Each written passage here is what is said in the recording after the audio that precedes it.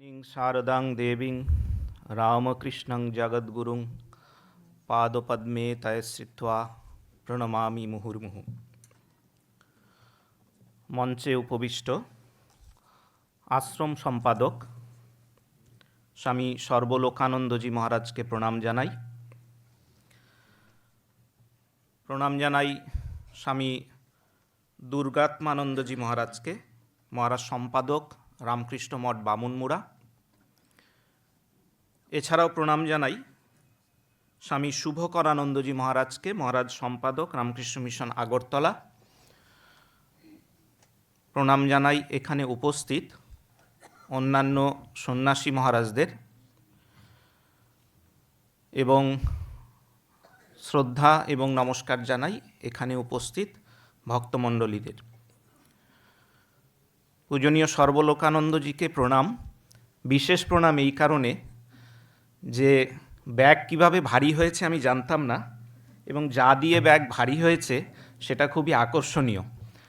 সাধারণত কোথাও গেলে যেগুলো আমরা পাই সেগুলো কোথাও একটা গুছিয়ে রাখতে হয়, তো এগুলো গুছিয়ে রাখার উপায় নেই, এগুলো গুছিয়ে খেতে হবে, আর এগুলো আমি অন্যদের সাথেও ভাগ করে নেব। সেই জন্য মহারাজকে বিশেষ প্রণাম।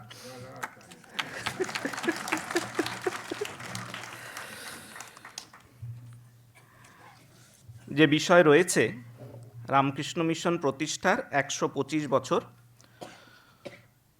প্রচার এবং প্রসারে ভক্তদের ভূমিকা। এটা থেকে এমন যেন মনে না হয় যে এই 125 বছর এই সময় থেকে ভক্তদেরকে ভূমিকা নিতে হবে, তা নয়। এখানে যেটি আলোচনা করার চেষ্টা করব যে রামকৃষ্ণ বিবেকানন্দ ভাবধারা বা রামকৃষ্ণ মিশনের প্রচার এবং প্রসারে ভক্তদের ভূমিকা কি ছিল এবং আগামী দিনে কি হতে পারে, কি করা যেতে পারে। আসলে এই যে রামকৃষ্ণ সংঘ, রামকৃষ্ণ বিবেকানন্দ ভাব আন্দোলন, সেটি আসলে সন্ন্যাসী এবং গৃহী এদের সকলের সম্মিলিত প্রয়াসেই সম্ভব হয়েছিল, হচ্ছে এবং আগামী দিনেও হবে। সেই ইতিহাসকে একটু আপনাদের সামনে তুলে ধরি। তার বেশিরভাগটাই জানা, তবুও আলোচনার খাতিরে বলতে হয়। শ্রীরামকৃষ্ণদেব দক্ষিণেশ্বরে এলেন 1861 সাল। সেই সময় রানী রাসমণির দেহত্যাগ হয়। মথুরবাবু তারপরেও ছিলেন বেশ অনেক দিন। ঠাকুরের সেবার কোনো ত্রুটি হয়নি, এবং এই দক্ষিণেশ্বরে থাকাকালীনই ধীরে ধীরে ঠাকুরের কাছে যুবক ভক্তরা আসতে শুরু করে, এবং যুবক ভক্তদের পাশাপাশি আরেক দল মানুষ আসতে শুরু করেন। তারা কারা? তাহারা সকলে গৃহী। এই গৃহী ভক্তের দলের আসা যাওয়া কিন্তু ঠাকুর যখন দক্ষিণেশ্বরে রয়েছেন তখন থেকেই শুরু হয়েছে। নরেন্দ্রনাথ রাখাল যেমনি আসছেন, এরা ভবিষ্যতের সন্ন্যাসীবৃন্দ, আর তাদের পাশাপাশি আমরা দেখতে পাচ্ছি মহেন্দ্রনাথ, দুর্গাচরণ, গিরিশচন্দ্র, বলরাম, এই সমস্ত ভক্তদেরও আনাগোনা শুরু হয়েছে। তারা ঠাকুরের কাছে আসছেন, ধীরে ধীরে শ্রীরামকৃষ্ণ সেবায় তারা নিজেদেরকে নিয়োজিত করছেন। এই দুটো পাশাপাশি চলছে। এক, ঠাকুর তাদের প্রত্যেকের জীবন গঠন করে দিচ্ছেন, আর তারা কিন্তু নিজেদের সাধ্যমতো ঠাকুরের সেবা করছেন। দক্ষিণেশ্বর পর্বের পরে যখন ঠাকুরের দক্ষিণেশ্বরে থাকছেন, আস্তে আস্তে তার শরীর ভালো যাচ্ছে না। ঠাকুর চলে আসছেন শ্যামপুকুর বাটিতে, এবং সেখান থেকে আমরা দেখতে পাচ্ছি যে তিনি আসছেন কাশীপুরে, এবং ঠাকুরকে ঘিরে আস্তে আস্তে ভবিষ্যতের এই সন্ন্যাসী যারা হবেন সেই যুবক দল এবং যারা ভক্ত, ভবিষ্যতের ভক্ত, তারা কিন্তু তাদের এই দলটি দানা বাঁধতে শুরু করেছে। এবং যতদিন শ্রীরামকৃষ্ণ ছিলেন তার জীবন দেখে, তার প্রেরণায় আস্তে আস্তে তারা কিন্তু উৎসাহিত হচ্ছেন এবং আধ্যাত্মিক জীবনযাপন করার জন্য মনোনিবেশ করছেন। রামকৃষ্ণ সংঘের যে মূল উপজীব্য সেটি হচ্ছে সেবা, এবং এই সেবার কয়েকটি প্রকারভেদ যদি দেখি তাহলে দেখব স্বামীজি পরবর্তীকালে বলে গেছেন অন্নদান, প্রাণদান, বিদ্যাদান এবং অধ্যাত্ম জ্ঞানদান। সেবার এই চতুর্মুখী ধারার কথা আমরা জেনেছি, এবং এই যে অন্নদান, প্রাণদান, বিদ্যাদান, অধ্যাত্ম জ্ঞানদান, এই সবগুলোই কিন্তু শ্রীরামকৃষ্ণদেব যখন ছিলেন তার মধ্যেও দেখতে পাচ্ছি তিনি তার মধ্যে দিয়ে এই সেবাগুলো হয়েছে। আমরা দেওঘরের ঘটনা জানি, শ্রীরামকৃষ্ণদেব কাশীতে যাচ্ছেন, সঙ্গে মথুরবাবু রয়েছেন। সেখানে একটা গ্রামে গ্রামবাসীদের দুরবস্থা দেখে ঠাকুর মথুরবাবুকে বলেছিলেন তাদেরকে একটা করে নতুন কাপড় দিতে হবে আর এক মাথা তেল দিতে হবে। ঠাকুরের চাপে মথুরবাবু সেইটি করেছিলেন, এবং পরবর্তীকালে তিনি মথুরবাবু রানাঘাটের কাছে কলাইঘাটাতেও সেখানেও এইরকম একটি অনুরূপ ঘটনা ঘটেছিল। দেখতে পাচ্ছি এইটি হচ্ছে সেবার সূত্রপাত বলতে পারেন। তো দেখুন এই যে সেবার সূত্রপাত পরবর্তীকালে বৃহৎ আকার ধারণ করে সূত্রপাতের পরে, সেইটি কিন্তু শুরু হয়েছিল শ্রীরামকৃষ্ণদেবের উপস্থিতিতে এবং মথুরবাবুর মাধ্যমে। এবং আপনাদের এই বিখ্যাত ঘটনার কথাও জানা আছে, 1884 সালের কোনো একটি দিনে দক্ষিণেশ্বরে ঠাকুর রয়েছেন, সেখানে নরেন্দ্রনাথের সঙ্গে বৈষ্ণব ধর্ম নিয়ে আলোচনা হচ্ছে, এবং বৈষ্ণব ধর্ম নিয়ে যখন আলোচনা হচ্ছে তখন তিনটি বিষয় উঠে এসেছিল। একটি হচ্ছে নামে রুচি, বৈষ্ণব পূজন আর জীবে দয়া। ঠাকুর বলেছিলেন এই যে সর্বজীবে দয়া, সেইটি শুনে ঠাকুর সমাধিস্থ হয়েছিলেন এবং বলেছিলেন যে জীবে দয়া করবার তুই কে, শিবজ্ঞানে জীবের সেবা। এই যে সূত্র, এই সূত্রটিরই বিস্তার পরবর্তীকালে স্বামীজি বলেছেন, এবং লীলা প্রসঙ্গকার লিখছেন যে এই যে সহজ কথায়, সহজ ভাষায় ঠাকুর একটা গূঢ় তত্ত্বকে এইভাবে উপস্থাপন করে গেছেন, সেইটি কিন্তু অনবদ্য। এবং স্বামীজি বলেছিলেন যে যারা কর্মযোগ বা রাজযোগ বা যে কোনো যোগ অবলম্বন করেই তারা এগোক না কেন, এই কথার মধ্যে কিন্তু তারা একটি বিশেষ আলোক পাবে। এবং স্বামীজি বলছেন যে তিনি ছিলেন সেই বিস্ময়কর জীবন, ঠাকুরের কথা বলছেন। তো তিনি এমন একটা জীবন আমার জন্য রেখে গেছেন যে আমি তার ভাষ্য পাঠ করতে পারি। অর্থাৎ শ্রীরামকৃষ্ণের ভাষ্য যদি বলতে পারি সেটি কিন্তু স্বামী বিবেকানন্দের জীবন। এইভাবে কিন্তু আমরা দেখতে পাচ্ছি ধীরে ধীরে ধীরে ধীরে এই সেবার ভাবটি নরেন্দ্রনাথের মধ্যে আসছে এবং বিস্তার হচ্ছে। এইটি যত দিন গেছে তত দানা বাঁধতে শুরু করেছে।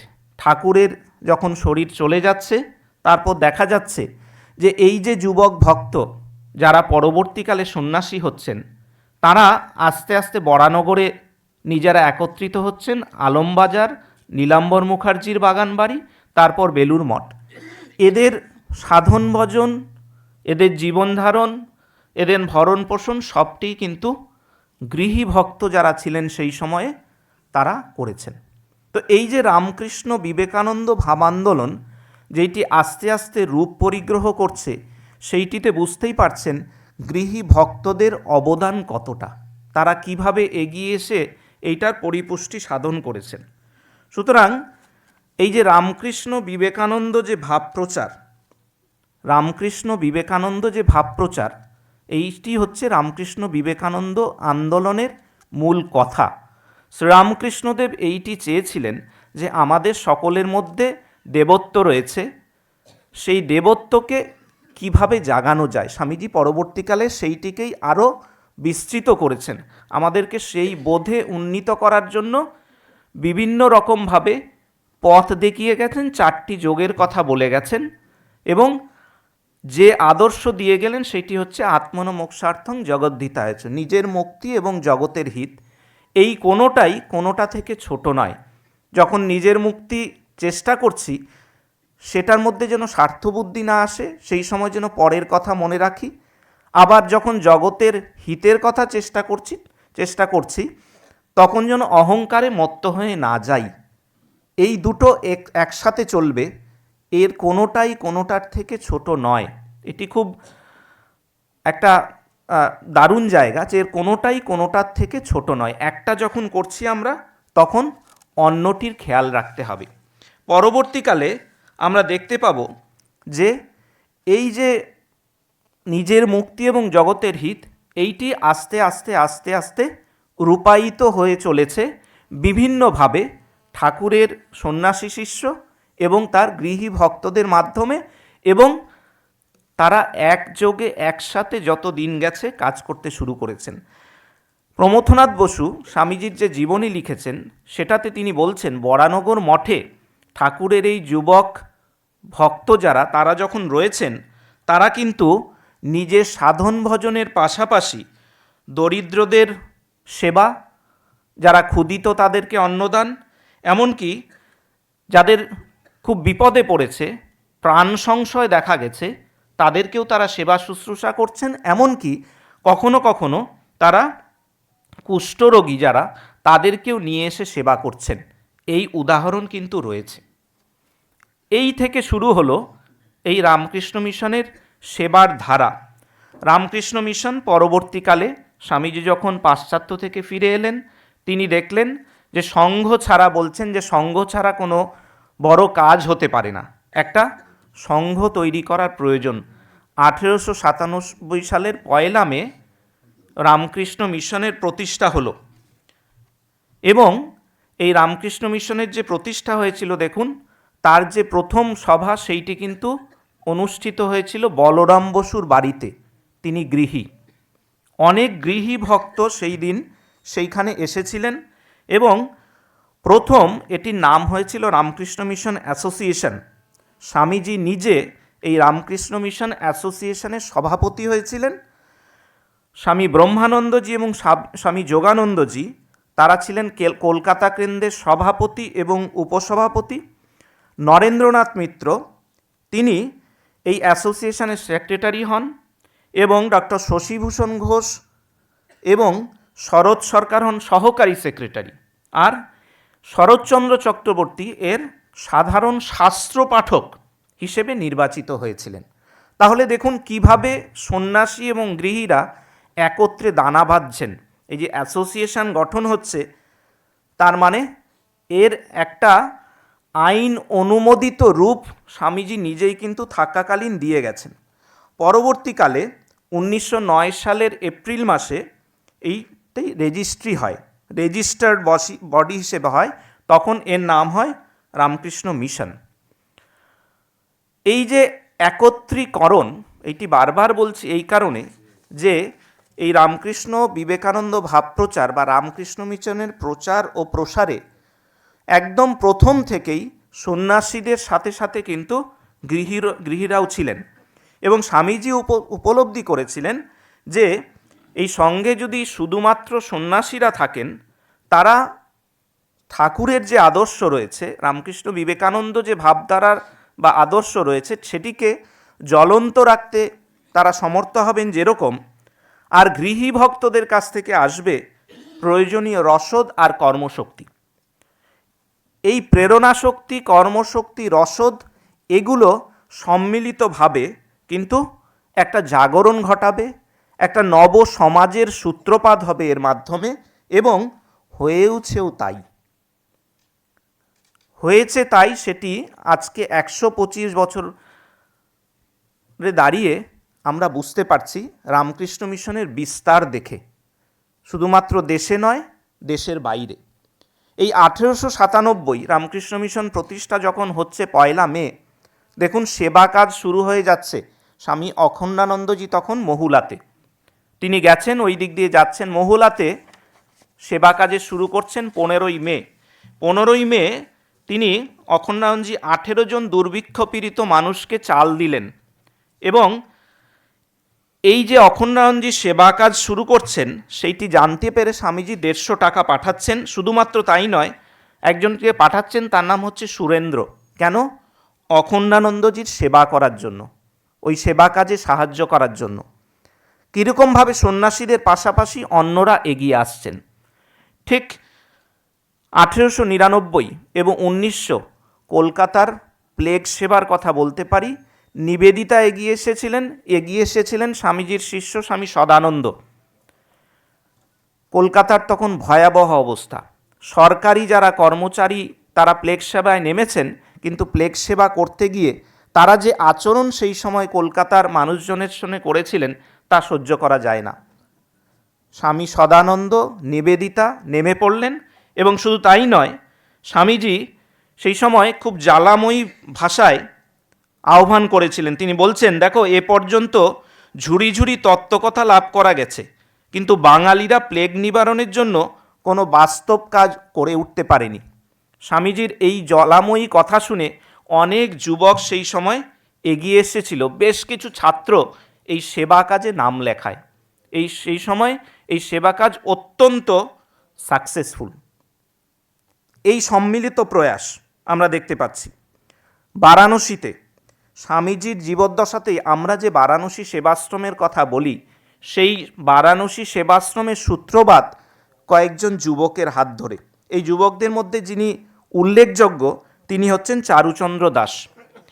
পরবর্তীকালে তিনি হয়েছিলেন স্বামী শুভানন্দ।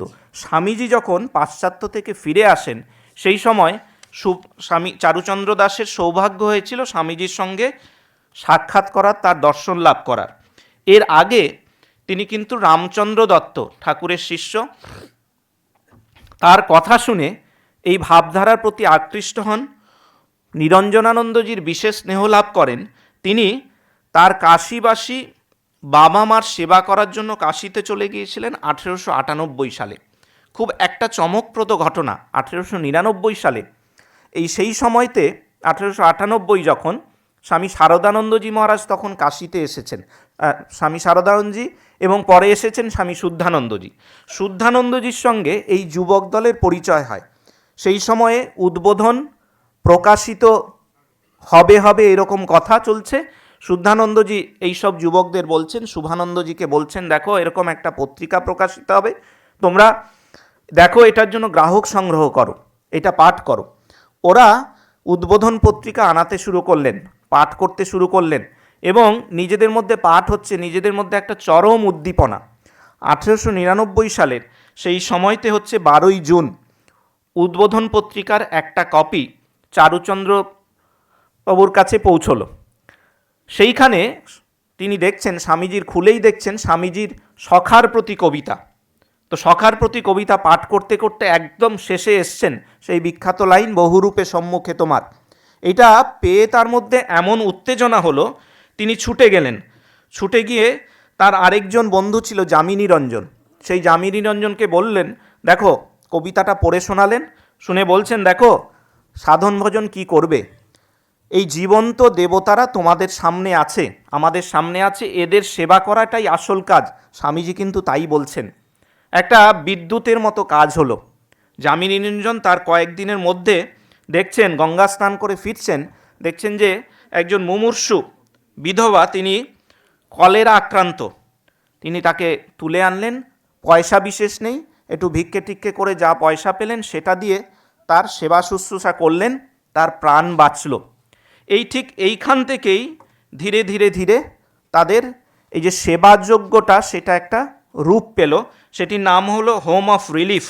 রোগীর সংখ্যা আস্তে আস্তে বাড়তে শুরু করলো। তারপরে নাম হলো পোর মেন্স রিলিফ অ্যাসোসিয়েশন। 1902 সালের ফেব্রুয়ারি মাসে স্বামীজি যখন শেষবারের মতো বারাণসী ধামে আসেন, তখন এই যুবকদের সঙ্গে তাদের সাক্ষাৎ হয়। এটির নাম হলো তখন রামকৃষ্ণ হোম অফ সার্ভিস। তো দেখুন, এইভাবেই সেবা কাজ, আমাদের যে সেন্টারগুলো কিভাবে গড়ে উঠছে। আরেকজনের কথা বলবো, তিনি হচ্ছেন টি.এস.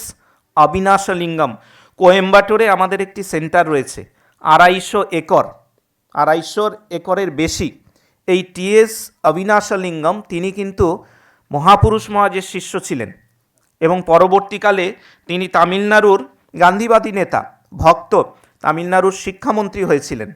তিনি স্বামীজির যে শিক্ষা ভাবনা সেইটাতে এতটাই উদ্বুদ্ধ হন, তিনি ধীরে ধীরে ধীরে ধীরে এই সেন্টারটি তৈরি করেন। এই রকম অনেক উদাহরণ রয়েছে যেখানে দেখতে পাবো যে এই রকম যারা গৃহী ভক্ত যারা রয়েছেন তারা এগিয়ে এসেছেন, ঠাকুর স্বামীজির ভাবে উদ্বুদ্ধ হয়েছেন, হয়ে তারা আস্তে আস্তে আস্তে আস্তে একটা সংগঠন, সেই সংগঠনটি বেড়েছে, সেই সংগঠন আস্তে আস্তে রামকৃষ্ণ মঠ ও মিশনের অন্তর্ভুক্ত হয়েছে। তাকে কেন্দ্র করে একটা বিশাল কর্মযজ্ঞ চলছে। এই রকম ঘটনা কিন্তু প্রচুর রয়েছে। এই সব কথাগুলো বলছি এই কারণে, এইটি বোঝানোর জন্য যে এই যে ভূমিকার কথা যেইটি আমাদের বিষয়ে রাখা রয়েছে, এই ভূমিকা কিন্তু চিরকালই রয়েছে, একেবারে জন্মলগ্ন থেকে রয়েছে। এবং ঠাকুরের শরীর চলে যাবার পরে ঠাকুরের যারা গৃহী ভক্ত তারা কিন্তু এক একজন নিজের নিজের মতো করে তারা এই রামকৃষ্ণ বিবেকানন্দ ভাব প্রচার, প্রথম হচ্ছে এই ভাবটিকে বোঝানো, আর তারপরে হচ্ছে এই ভাবটিকে কার্যে কিভাবে রূপায়িত করা যায় সেইটির চেষ্টা করে গেছেন। মনমোহন মিত্র ঠাকুরের ভক্ত, আপনারা সকলেই তার নাম জানেন। এই মনমোহন মিত্র কিন্তু তিনি সারা বছর বিভিন্ন জায়গায় ঘুরে ঘুরে ঠাকুরের কথা, ঠাকুরের নাম সেইটি লোকের মধ্যে প্রচার করছেন। এই একটি মানুষ তার জীবনযাপন দেখে এবং এই যে তিনি যেখানে যেখানে যখন দরকার মতো প্রয়োজন মতো এগিয়ে যাচ্ছেন, তাকে কেন্দ্র করে কিন্তু অনেকগুলো মানুষ আস্তে আস্তে আস্তে আস্তে জড়ো হয়েছেন। দেবেন্দ্রনাথ মজুমদার ঠাকুরের ভক্ত, তিনি বলতে পারেন এতটাই ঠাকুর স্বামীজির ভাব প্রচারে লেগেছিলেন যে তিনি নিজেই একটি প্রতিষ্ঠান হয়ে উঠেছিলেন। এই আমাদের যে অদ্বৈতাশ্রম রয়েছে এন্টালির কাছে, সেখানে তার যেখানে সাধন ভজন করতেন, ভক্তদের নিয়ে মিলিত হতেন, সেটির নাম ছিল ইটালির অর্চনালয়। তার সাধন ভজন, তার জীবন দেখে প্রচুর মানুষজন কিন্তু তার কাছে আসতে শুরু করেন। স্বামী নিখিলানন্দজির বাবা, তিনি কিন্তু দেবেন্দ্রনাথ মজুমদার কার কাছে, তিনি মন্ত্রও দিতেন, তার কাছে দীক্ষা হয়েছিল। ত্রৈলোক্য ডাক্তার, তিনিও দেবেন্দ্রনাথ মজুমদারের সংস্পর্শে এসছেন।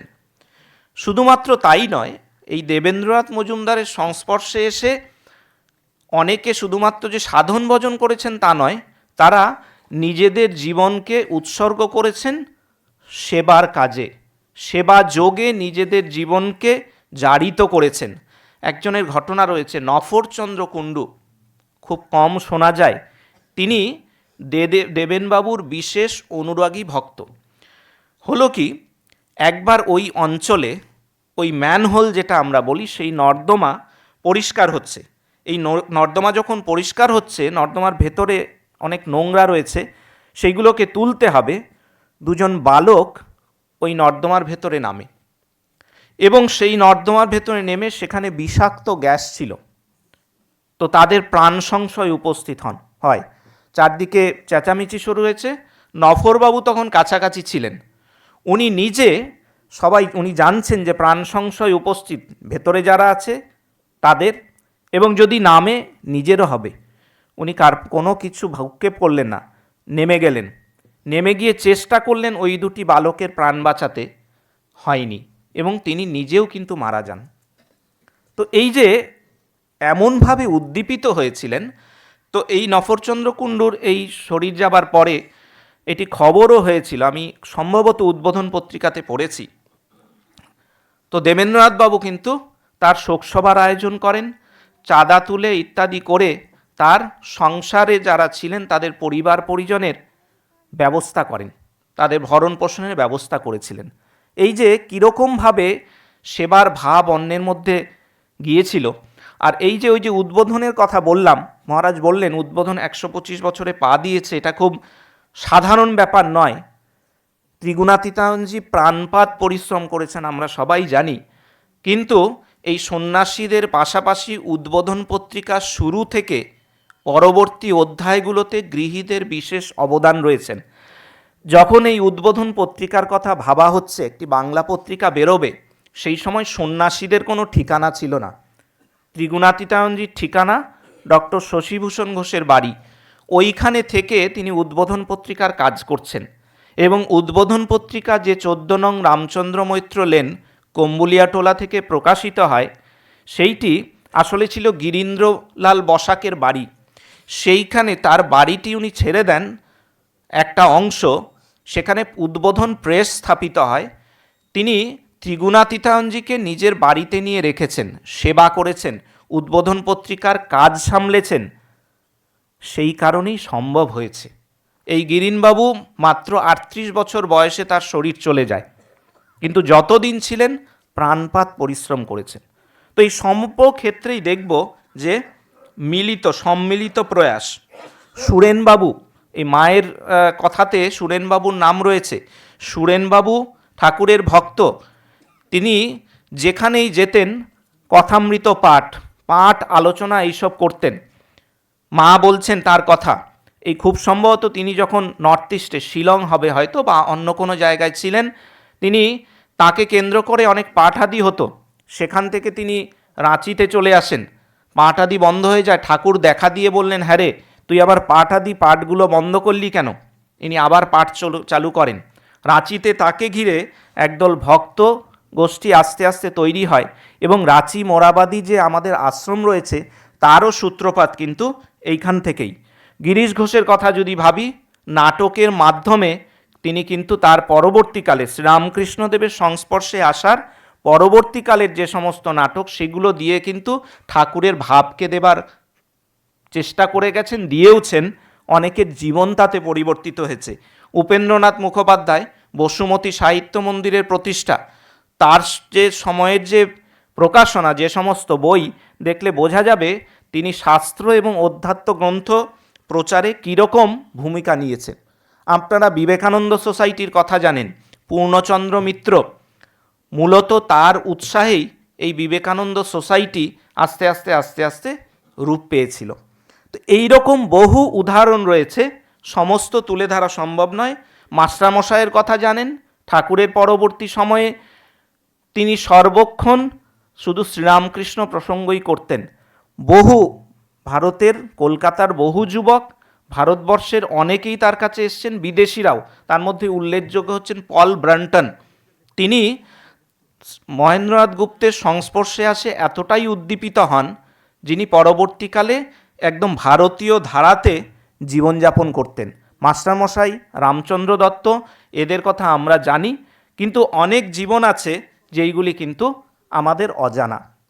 এই হচ্ছে এই যে 125 বছরের ইতিহাস, এটি বোঝানোর জন্য যে আমরা একসাথে এগিয়ে চলেছি এতদিন ধরে, আগামী দিনেও আমরা একসাথেই এগিয়ে চলব। যেরকম সন্ন্যাসীরা তাদের একটা রোল রয়েছে, যারা গৃহী রয়েছেন তারাও কিন্তু এইখানে উল্লেখযোগ্য ভূমিকা পালন করছেন এবং করবেন। তার মধ্যে একটা দুটো জায়গা যেটা বলা যায়, এই যে আমি এতগুলো ঘটনা বললাম, দেখুন এদের প্রত্যেকেই কিন্তু যেখানে থেকেছেন নিজের সামর্থ্য অনুযায়ী রামকৃষ্ণ বিবেকানন্দ ভাব প্রচার করার চেষ্টা করেছেন। এই ভাব প্রচার করার চেষ্টা করা অর্থাৎ সেটা হতে পারে একটা পাঠচক্র, যেখানে রয়েছি কয়েকজন মানুষকে কেন্দ্রীভূত করা, একত্র করা, এই ভাব আলোচনা করা, কিভাবে ভাবকে নিজের জীবনে রূপায়িত করা যায়, এর চেষ্টা করা। এইটি চেষ্টা করাটাই যথেষ্ট। এই চেষ্টা করতে করতে আস্তে আস্তে দেখবেন আগেকার দিনে যেরকম হয়েছে এইটি বেড়ে যাবে, অনেক মানুষ এর সঙ্গে যুক্ত হবেন। এই কাজটি আমরা কিন্তু আমাদের প্রত্যেকের সামর্থ্য অনুযায়ী করতে পারি। দ্বিতীয় যেটা করা যেতে পারে যে ভূমিকা, সেইটি হচ্ছে এই যে সেবা যজ্ঞ চলছে, সেই সেবা যজ্ঞে সামিল হওয়া, সেবা দান করা, অন্তত কিছু সময়ের জন্য।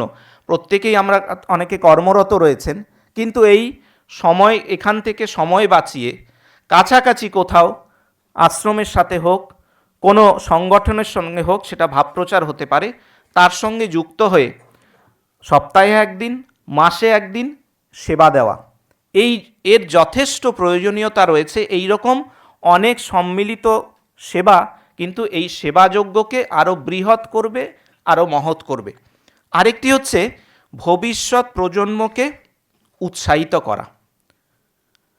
যারা সিনিয়র রয়েছেন, তাদের চারপাশ ঘিরে ভবিষ্যৎ প্রজন্ম রয়েছে, তাদেরকেও এই যে রামকৃষ্ণ বিবেকানন্দ ভাব কী, কিভাবে সেই ভাবকে নিজের জীবনে রূপায়িত করা যায় সেইটিকে বোঝানো, এবং কিভাবে তারা যারা ইয়াং রয়েছে তাদের যে কর্মব্যস্ততা বা তাদের দৈনন্দিন জীবনের থেকে কিছু সময় বাঁচিয়ে তারা কিন্তু এই সেবা দিতে পারেন। সেটা ফুল টাইম হবার দরকার নেই, অল্প একটু হলেই হবে। এইটি হলে কি হবে, তারা আস্তে আস্তে যুক্ত হয়ে হয়ে তাদের মধ্যে কিন্তু একটা সচেতনতা আসবে। তারা নিজেরাও কিন্তু ওই যে বলে একটা দ্বীপ থেকে যেমনি আরেকটি দ্বীপ প্রজ্বলিত হয়, সেই থেকে আরেকটি এভাবে দ্বীপ জ্বালতে থাকবে। আর দেখুন, এই যে সেবার 4টি রূপ বলেছিলাম, অন্নদান, প্রাণদান, বিদ্যাদান, অধ্যাত্ম জ্ঞানদান, এই 4টি ফর্মেই আমরা সেবা করার চেষ্টা করতে পারি। এই যে রামকৃষ্ণ বিবেকানন্দ ভাবানুরাগী যারা, তারা যেন, আমরা যেন এইটি না ভাবি আমাদের সেবা মানে শুধুমাত্র কিছু বস্ত্র দেওয়া বা কিছু খাদ্য তুলে দেওয়া, তা নয়। আমাদের চারপাশের যারা মানুষ আছেন তাদের মনে শান্তি দেওয়া, এইটিও কিন্তু আমাদের একটি কর্তব্য। এই শান্তি দেওয়া, সেইটি আমরা দিতে পারি দুভাবে। একটা হচ্ছে আমাদের জীবন দিয়ে, আরেকটা হচ্ছে আমাদের যতটুকু রামকৃষ্ণ বিবেকানন্দ ভাব আত্মস্থ হয়েছে সেইটি দিয়ে তাদের সমস্যায় আমরা দিশা দেখানোর চেষ্টা করতে পারি। এইটি খুব গুরুত্বপূর্ণ। আদিশ্বরানন্দজি মহারাজ শরীর চলে গেছেন, উনি যখন নিউ ইয়র্কে ছিলেন, ওর কাছে বেশ কয়েকজন ভক্ত এসেছিলেন। তারা বলছেন, মহারাজ উই আর অ্যাফ্রেড। মহারাজ বলছেন, কেন? না দেখুন, এই যে পাশ্চাত্য সংস্কৃতি যেভাবে দিনের পর দিন পাল্টাচ্ছে, ওরা সব ভারতীয়, বলছেন যে আমাদের ভাবধারা তো আলাদা, তো আমাদের ভয় হয় কি এইগুলো আমাদের এই যে সন্তান যারা অল্প বয়সী তাদেরকে কিন্তু গ্রাস করবে।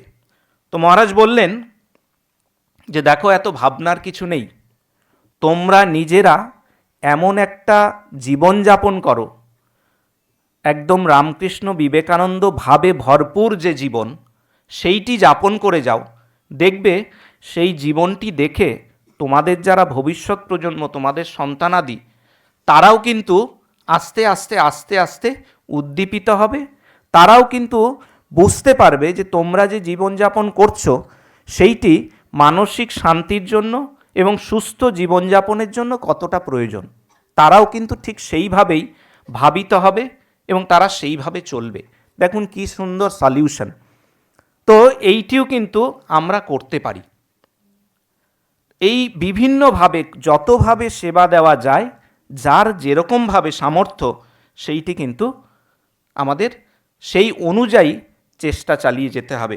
আরেকটি হচ্ছে, দেখুন, এই ত্যাগী সন্ন্যাসীর সংখ্যা খুব বেশি নয়।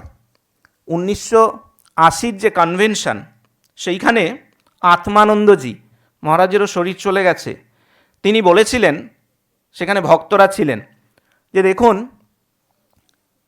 যারা যুবক বা যুবতী, তারা যদি কেউ ত্যাগের পথে আসতে চায়, আপনারা তাদেরকে উৎসাহিত করুন। অর্থাৎ তারা তাদের পুরো জীবনটাই ত্যাগের পথে দিতে চাইছেন, তারা পুরো জীবনটাই পুরোপুরি সেবার জন্য উৎসর্গ করতে চাইছেন। এই রকম জীবনের বড় প্রয়োজন রামকৃষ্ণ বিবেকানন্দ ভাব আন্দোলনকে আরও এগিয়ে নিয়ে যাবার জন্য। কারণ এইটি একটি মহাশক্তি। এই শক্তির সাথে আমরা যতটা যুক্ত হতে পারবো, যতটা সামিল হতে পারবো, আমরা নিজেরাই শক্তি সঞ্চয় করতে পারবো। তো আত্মানন্দজি এই কথা বলেছিলেন। তিনি খুব সুন্দর স্বামী অম্বিকানন্দের ঘটনা বলেছিলেন। অম্বিকানন্দজি স্মৃতিচারণ করছেন, বলছেন তার মা তখন গর্ভবতী, বাবা মা এসছেন ঠাকুরের কাছে প্রণাম করতে, এবং ঠাকুর বলেছিলেন, ঠাকুরের কাছে তাদের কিছু প্রার্থনা ছিল, ঠাকুর বলেছিলেন ঠিক আছে, সন্তান হলে ওইটা আমার কাছে দেবে। তো যখন সন্তান ভূমিষ্ঠ হয় তখন মা ওই অম্বিকানন্দজিকে একদম খুব কাপড়ে জড়িয়ে নিয়ে এসছিলেন, দিয়ে ঠাকুরের পায়ে রাখেন। ঠাকুর বলেন, কি নিয়ে এসছো? তখন ওর মা বলেন, এই ওকে নিয়ে এসছি, আপনার চরণে অর্পণ করলাম। ঠাকুর তখন তাকে কোলে তুলে নিয়ে মাথায় হাত বুলিয়ে দিয়েছিলেন, দিয়ে ওর মায়ের কাছে দিয়ে বলেছিলেন, ঠিক আছে রাখো, একে দেখভাল করো, ও কিন্তু আমার, এরপরে আমার কাছেই আসবে। এসেও ছিলেন। তো এই যে ত্যাগের পথে উৎসাহিত করা, কেউ উৎসাহিত হয়েছে, যাচ্ছে, যেতে চাইছে, তাদেরকে প্রেরণা দেওয়া এই মহৎ কাজে, এইটিও কিন্তু একটি বড় কাজ। তো এই রকম বিভিন্নভাবেই সন্ন্যাসীরা যেরকম জীবন উৎসর্গ করে গেছেন, ঠিক সেই রকমভাবে গৃহী এবং ভক্তরা জীবন দিয়েছেন। সম্মিলিত প্রয়াসে রামকৃষ্ণ সংঘ এগিয়ে চলেছে। এক একজন এক এক রকমভাবে ভূমিকা নিয়েছেন, কারোর ভূমিকা কম, কারোর ভূমিকা বেশি, সেই বিচারের প্রয়োজন নেই। সম্মিলিত প্রয়াস এইটি, সেই সম্মিলিত প্রয়াস আগামী দিনেও জারি থাকুক। ঠাকুরমা স্বামীজির কাছে প্রার্থনা, তারা প্রেরণা দিন, আমাদের উৎসাহ দিন, আমাদের পথ দেখান, যেন তাদের আশীর্বাদ মাথায় নিয়ে এই বড় কর্মযজ্ঞে আমরা সামিল হতে পারি এবং একে আগামী দিনে এগিয়ে নিয়ে যেতে পারি। সকলকে ধন্যবাদ এবং নমস্কার।